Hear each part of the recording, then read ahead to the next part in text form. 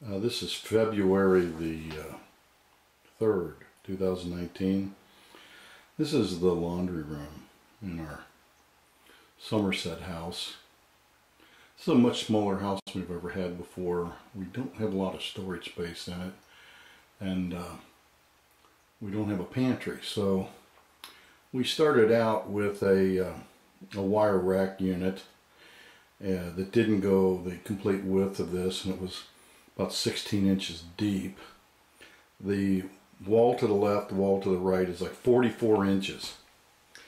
And so we've taken the wire rack down, and I built 5 44-inch wide by 24-inch deep shelf frames.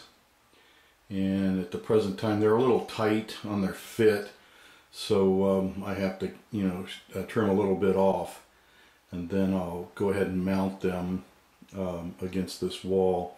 There's 2 studs I can access on the wall straight ahead. There's 1 stud on each side, so it'll be securely fastened. Be 2 foot deep. It'll be considerably more space than we have had before. So this is February the side, so it'll be securely fastened. Be 2 foot deep. It'll be considerably more space than we have had before. So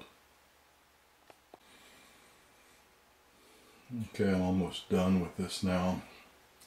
I didn't actually shoot any video during the process of building these things, but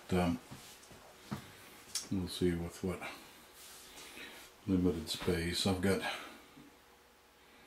2.5-inch pine framing secured to the wall, 2 studs in the back, 1 stud on each side. Up underneath I've got some 1.5-inch boards, and then on the top I've got this birch veneered 3/16 inch plywood, and I have a smooth edge here so that I don't have the edge of the plywood exposed to be anything brazed against it when you put something on and off the shelf.